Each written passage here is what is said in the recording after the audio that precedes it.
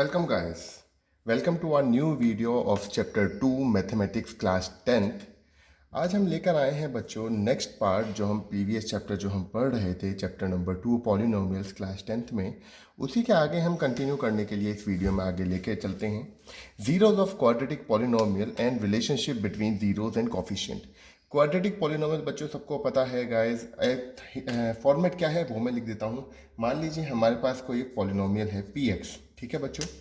उसका फॉर्मेट क्या होता था, a x square plus b x plus c, ये आपका फॉर्मेट होता था बच्चों। ठीक है, ये सभी को पता है, ये इसका जनरल फॉर्मेट होता है, जनरल फॉर्मेट। ठीक है ना बच्चों। जनरल फॉर्मेट का मतलब क्या होता है कि इसी फॉर्मेट में इस तरीके की क्वाड्रेटिक इक्वेशन आपकी लिखी होती हैं। फ़र्क क्या हो सकता है यहाँ माइनस हो सकता है यहाँ माइनस हो, ये आपके फ्रैक्शंस में हो, यहाँ रेशनल नंबर हो, ये हो सकता है, इतना चल सकता है, बट फॉर्मेट कभी भी चेंज नहीं होगा। ठीक है बच्चों, ओके। आज हम क्या बात करने वाले हैं वीडियो में, वो है जीरोस। आपको जैसे कि फर्स्ट वीडियो हमने पढ़ी थी पॉलिनोमियल, बेसिक ऑफ पॉलिनोमियल, उसमें मैंने आपको बताया था जीरोस क्या होते हैं।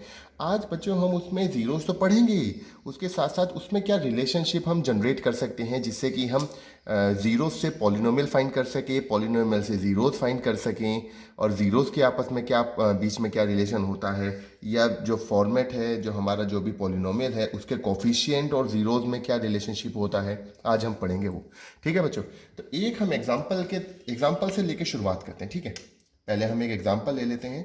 एग्जाम्पल में स्टेप बाय स्टेप चलते रहेंगे, आपको चीज़ें समझ में आती रहेंगी। ठीक है बच्चों, ओके। सबसे पहला एग्जाम्पल हम लेते हैं। मान लीजिए हमारे पास एक एग्जाम्पल है पी एक्स, कोई पॉलिनोमियल है जो है 6x square minus x minus 2। ठीक है, कोई दिक्कत तो नहीं। आप देखिए फॉर्मेट यही है, ए एक्स स्क्वायर है, बी एक्स है। अब यहाँ पर बी आप कहेंगे यहाँ नहीं है, तो यहाँ पर हम 1 है, क्योंकि कोई भी वेरिएबल है उसके आगे एटलीस्ट 1 तो कांस्टेंट होगा ही होगा, और सी आपका हो गया। साइन फर्क है, बस यहाँ प्लस है यहाँ माइनस है, और इससे ज़्यादा कोई डिफरेंस नहीं। ठीक है बच्चों, ओके। अब हमें क्या करना है, पहले हमें इसे जीरोस फाइंड करने हैं एक जनरल फॉर्म में। कहने का मतलब हमें जीरोस कैसे फाइंड करने हैं, एक जैसे हम हमेशा से फाइंड करते हैं, जैसे क्वाड्रेटिक इक्वेशन का नॉर्मली हम कैसे करते हैं, मिडिल टर्म स्प्लिट से। कैसे करते हैं बच्चों, मिडिल टर्म स्प्लिट। ठीक है ना, स्प्लिट। 9th क्लास में बच्चों पढ़ा होगा आपने मिडिल टर्म स्प्लिट के बारे में। ओके, ये जो टर्म है इसे हमें स्प्लिट करना है। स्प्लिट करने का क्या तरीका होता है, एक बेसिक आपको बता देता हूँ मैं इसका। होता क्या है, पहले हम ए और सी को आपस में मल्टीप्लाई करते हैं, तो 6 मल्टीप्लाई बाई 2 इक्वल्स टू 12। ठीक है, अब हमें 12 के इस तरीके से फैक्टर करने हैं कि या तो वो प्लस करके या माइनस करके हमारा क्या आ जाए, 1 आ जाए। अब प्लस करना है या माइनस करना है वो डिपेंड करता है इस साइन पे। ये माइनस है तो यहाँ ऑलमोस्ट माइनस ही होगा। ठीक है, ये समझ लीजिए, कोई दिक्कत तो नहीं। ओके, शुरू करते हैं। 6x स्क्वायर, मान लीजिए मैं करूँ -4x प्लस 3x माइनस 2, तो प्लस माइनस करके तो -1 आ गया, और दोनों को मल्टीप्लाई करके 12 आ गया बच्चों। आ गया या नहीं, तो इतना तो आपको समझ में आ गया कैसे ये चीज़ हुई। ठीक है, ओके, आगे लिख दीजिए। इसके बाद क्या करेंगे, यहाँ से मैं 2x आपका कॉमन ले लूँ तो अंदर बचेगा 3x माइनस 2, यही बचेगा, और यहाँ से +1 तो अंदर बचेगा 3x माइनस 2। दोनों तरफ फैक्टर, ब्रैकेट के अंदर जो फैक्टर है वो दोनों तरफ सेम होने चाहिए, ये ध्यान रखिएगा बच्चों। इसका मेन हमारा जो फोकस करना है वो इन चीज़ों पे है। ठीक है ना, ये चीज़ हमेशा ध्यान रखनी है कि जो ब्रैकेट के अंदर का जो पार्ट है वो दोनों तरफ सेम होगा। अगर आपका नहीं आ रहा है तो यानी आपने फैक्टर्स जो करे हैं वो गलत करे हैं, दोबारा से कीजिए। ओके, नाउ अब 3x माइनस 2 दोनों तरफ से अगर बच्चों मैं कॉमन निकालूँ तो अंदर बचेगा 2x प्लस 1, यही बचेगा बच्चों। ठीक है, तो इस px के, इस पॉलिनोमियल के हमारे पास दो फैक्टर्स निकले। पहला क्या है 3x minus 2 and second one is 2x plus 1। अब हमने आपको बताया था कि जीरोस का मतलब क्या होता है कि जो px की वैल्यू है वो 0 हो जाएगी। ठीक है ना, तभी तो हमारे x की वैल्यू पुट करने पे जो px 0 आ जाए वही तो हमारे जीरोस होते हैं, यही तो बताया था। ठीक है, आगे चलिए। अब इसमें क्या करेंगे, px क्या है हमारा 3x minus 2 and 2x plus 1 equal to 0 है। ठीक है, इट इम्प्लाई, इससे हमें क्या पता चलता है कि 3x माइनस 2 या तो 0 होगा और 2x प्लस 1 0 होगा। इन दोनों में से कोई एक वैल्यू 0 होगी, तभी तो टोटल 0 आया होगा ना। ठीक है, या दोनों हो सकते हैं, कोई दिक्कत नहीं है। ओके, यहाँ से अगर हम x की वैल्यू फाइंड करना चाहें तो आएगा 2/3, और यहाँ से x की वैल्यू फाइंड करना चाहें तो -1/2। ठीक है, कोई दिक्कत तो नहीं बच्चों। अब इसके बाद आपके पास यहाँ दो वैल्यू आ गई हैं, एक तो 2/3 एंड -1/2। इतना आपको समझ में आ गया है, आगे चलते हैं। ठीक है बच्चों, आई होप आप समझ रहे होंगे। स्टेप बाय स्टेप चलते हैं, कोई इतनी जल्दी वाली बात नहीं है। ठीक है, हम क्या करते हैं, हम लेट कर लेते हैं, हमारे पास हर इक्वेशन में, हर क्वाड्रेटिक पॉलिनोमियल में हमारे पास दो जीरोज होते हैं, एक तो होता है अल्फा और एक होता है बीटा। दो जीरोज हम मान लेते हैं। ठीक है ना बच्चों, ओके। तो हमारे पास दो वैल्यू आई थी एक्स की, क्या आया था, एक तो 2/3 और एक था -1/2। तो हम ये मान लेते हैं हमारे पास अल्फा क्या है 2/3 एंड बीटा क्या है -1/2।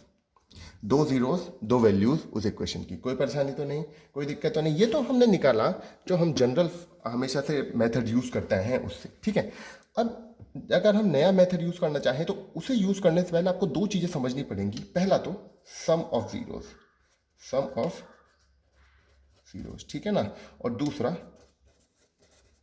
Product of zeros. Sum of zeros यानी अल्फा प्लस बीटा और प्रोडक्ट ऑफ जीरोस यानी alpha into beta.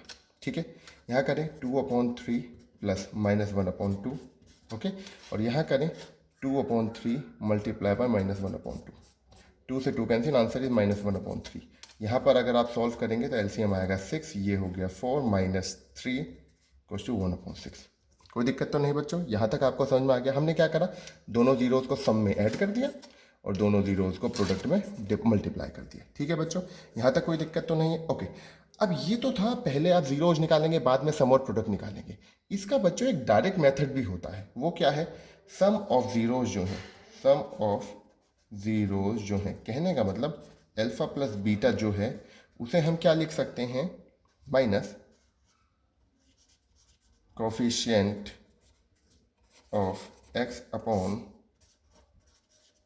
Coefficient of x square, और प्रोडक्ट ऑफ जीरोज हो गया, प्रोडक्ट ऑफ जीरोज मतलब अल्फा मल्टीप्लाई बाय बीटा। तो इसको हम डायरेक्टली कैसे फाइंड कर सकते हैं बच्चों, वो क्या है, कांस्टेंट ऑफ पॉलिनोमियल, यानी पॉलिनोमियल में जो कांस्टेंट है, ठीक है ना, जिसे हम कहते हैं सी, ax² + bx + c आता है ना वो, और यहाँ पर coefficient of x², coefficient of x²। कोई दिक्कत तो नहीं, कोई परेशानी तो नहीं। अब हम क्या करते हैं, उस क्वेश्चन के साथ इसे मैच कर देते हैं, है ना, तभी तो हमें पता लगेगा। ठीक है, यानी अगर हम देखें यहाँ पर a + b की वैल्यू है और a × b की वैल्यू है, यानी अल्फा प्लस बीटा की वैल्यू है और अल्फा मल्टीप्लाई बाय बीटा की वैल्यू है। ठीक है, अब हम इसे मैच करते हैं बच्चों। हमें सबसे पहले क्या चाहिए, कोफिशिएंट ऑफ x। यहाँ पर एक क्वेश्चन देखते हैं, कोफिशिएंट ऑफ x क्या था हमारे पास, -1, यही तो था। ठीक है बच्चों, -1 हो गया, -1 हो गया, कोई दिक्कत तो नहीं बच्चों, अपॉन कोफिशिएंट ऑफ x²। हमारे पास कोफिशिएंट क्या है, 6। ठीक है, ये एक काम करते हैं, इक्वेशन लिख लेते हैं, बार बार पेज टर्न करने में दिक्कत हो रही है ना बच्चों। ठीक है, तो हमारे पास पॉलिनोमियल क्या था, 6x² - x - 2, यही तो था बच्चों। देख लेते हैं, चेक कर लेते हैं, 6x² - x - 2, ओके बच्चों, यही था। ठीक है, ओके। तो हमने क्या करा, कोफिशिएंट ऑफ x क्या है, -1 है, तो हमने -1 लिख दिया, और माइनस हमें यहाँ पर चाहिए एक फॉर्मूला में, तो हमने यहाँ माइनस लगा दिया, ये तो आंसर आएगा 1/6। आप देखिए ये चीज़ और ये चीज़ आपस में मैच हो रही है, ठीक है। अब यहाँ पर क्या है, कांस्टेंट ऑफ पॉलिनोमियल, पॉलिनोमियल का कांस्टेंट क्या था, -2, यही था। ठीक है, और कोफिशिएंट ऑफ x², तो वो क्या है, 6। दोनों को आप सॉल्व करेंगे 1, 3, आंसर इज -1/3। अब आप देखिए ये दोनों चीज़ें आपस में मैच हो रही हैं, तो कहने का मतलब हमने जो इसे सॉल्व करा है, जो जीरोज निकाले हैं वो सही हैं, है ना। तो हमें वेरीफाई करने में आसानी रहेगी। या कभी आपसे मान लीजिए 1 मार्क क्वेश्चन में आ जाए कि आप फटाफट से हमें जीरो वो बताइए कि आपका सम ऑफ जीरोज और प्रोडक्ट ऑफ जीरोज क्या होंगे, तो आप एकदम से विद इन अ मिनट आप एकदम से निकाल के बता सकते हैं फटाफट, पूरा सॉल्व करने की ज़रूरत उसकी नहीं है। ये फॉर्मूला बच्चों बहुत ज़रूरी है, आपके बहुत काम आएंगे। इस पे बेस्ड क्वेश्चंस आते ही आते हैं आपके एग्जाम में। ठीक है, इसी के बाद एक फॉर्मूला और यूज़ होता है, वो भी आपको बताऊंगा मैं, उस पे बेस्ड क्वेश्चंस भी आपके आते हैं। ठीक है, यहाँ तक आप 1 मिनट वीडियो पॉज करके पूरा लिख लीजिए, जिससे आप आगे इसे पढ़ें समझें, आसानी रहे। नहीं है तो कोई बात नहीं, वीडियो दोबारा देख लीजिएगा, दोबारा आपको यही चीज़ देखने को मिलेगी, आप फिर से उसे समझ के कर सकते हैं, कोई परेशानी वाली बात नहीं है। ठीक है बच्चों, अभी तक आपको समझ में आ गया हमने क्या क्या चीज़ें लिखी हैं, एक बार हम देख लेते हैं फिर से। हमारे पास एक px था, ठीक है बच्चों, हमने उससे दो चीज़ें निकाली, अल्फा और बीटा, दोनों क्या थे, जीरोज थे। ठीक है ना बच्चों, उसके बाद हमने क्या निकाला, उससे हमने निकाला अल्फा प्लस बीटा, यानी जो सम है हमारा, और अल्फा मल्टीप्लाई बाय बीटा जो प्रोडक्ट है हमारा। इन दोनों को हमने फाइंड किया और इन दोनों की मदद से हमने चेक किया, वेरीफाई किया कि ये सही है या नहीं। ठीक है ना बच्चों, यही तो किया है। ठीक है, कभी कभी बच्चों हमारे पास किस तरीके का क्वेश्चन आता है, हमसे बोला जाता है कि आप एक काम कीजिए सर, आप ना जैसे बच्चों को क्वेश्चन देते हैं, कभी कभी कंफ्यूज करने के लिए टीचर क्वेश्चन डाल देते हैं। वो क्या करते हैं, आपको पास जीरोज दिए होंगे, क्या दिया होगा आपको, गिवन होगा। मान लीजिए क्वेश्चन हम ले लेते हैं कोई भी, कोई दिक्कत नहीं है, एक हम क्वेश्चन ले लेते हैं जिसमें आपके जो है अल्फा और बीटा की वैल्यू ले लेता हूँ। मान लीजिए अल्फा है हमारे पास 0 और बीटा है हमारे पास -2। ये आपका एक क्वेश्चन हम एग्जाम्पल के टाइप से ले लेते हैं, जिससे आपको समझ में आएगा कि इसमें क्या नया बताएंगे आपको। ठीक है, ये क्या है, आपको दिया, आपसे बोला गया कि आप हमें पॉलिनोमियल फाइंड कीजिए। अब ऐसा तो है नहीं कि आप इसे वापस इक्वेशन बना दें, हाँ या ना, ऐसा तो पॉसिबल नहीं है ना कि आप इसे इक्वेशन बना दें।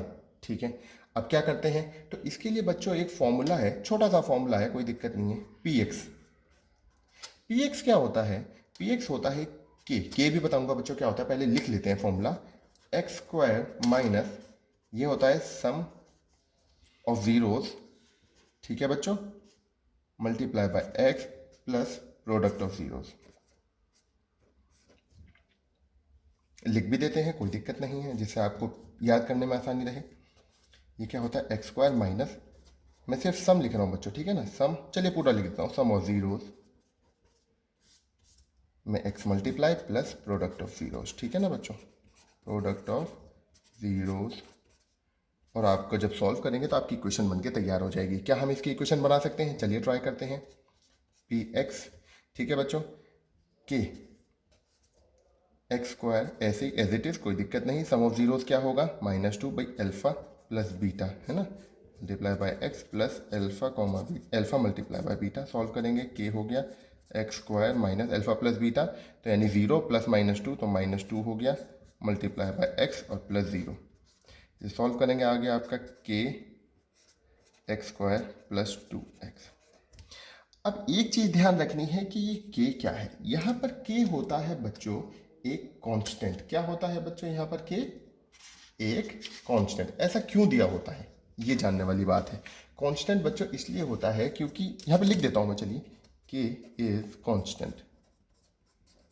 कांस्टेंट इसलिए होता है, कभी कभी हमारे पास एक किस तरीके की क्वेश्चन आती है, मान लीजिए एक एग्जांपल की तरह से हम ले लें, यहाँ छोटा सा मैं लिख के दिखाता हूँ आपको। पी एक्स है, वो है 2x square plus 4x plus 6, ये आपका कोई क्वेश्चन है। ऐसा ज़रूर नहीं है कि इसके जीरो साइन हो जाएंगे, एक एग्जांपल की तरह से आपको समझा रहा हूँ, ठीक है। अब क्या करते हैं, टोटल में से 2 कॉमन निकाल लीजिए, तो हो गया x square plus 2x plus 3। तो ये 2 इस इक्वेशन के हिसाब से के ही है। अब इस 2 को तो हम वापस जब हम इक्वेशन बनाएंगे सॉल्यूशन से, तो हम इस 2 को तो डिनोट नहीं कर सकते ना, क्योंकि यहाँ 2 भी हो सकता है, 5 भी हो सकता है, 10 भी हो सकता है, क्योंकि 2 से जब 2 साइड चेंज करेगा तो मल्टीप्लाई बाय 0, तो वो तो खत्म हो ही गया ना, उसमें तो कुछ बचा ही नहीं है उसका। तो इसीलिए हम के एज अ कांस्टेंट लेकर चलते हैं, जिससे कि हमारी इक्वेशन को हम बाद में इक्वलाइज कर सकें। ठीक है बच्चों, कोई दिक्कत तो नहीं है इसमें, कोई परेशानी तो नहीं है, ठीक है। इसी पर बेस्ड हमें क्वेश्चन आपको बच्चों पूरा सॉल्व करके मैं दिखा देता हूँ कैसे क्वेश्चन आते हैं और कैसे वो सॉल्व किए जाते हैं, ठीक है ना, तो जिससे आपको समझने में थोड़ी सी आसानी रहेगी। मान लीजिए कोई भी हमें क्वेश्चन ले लेते हैं, फॉर एग्जांपल हम सॉल्व कर लेते हैं, एनसीईआरटी पर बेस्ड एक क्वेश्चन सॉल्व करते हैं, इसी पर बेस्ड, इसी इक्वेशन बनाने पर ही बेस्ड, ठीक है ना। हम क्या कहते हैं, हमारे पास 2 जीरोस गिवन है, मान लीजिए वो क्या है, 1/4 -1, ठीक है। हम ले लेते हैं, इसमें अल्फा क्या है, 1/4 है, और बीटा क्या है, -1।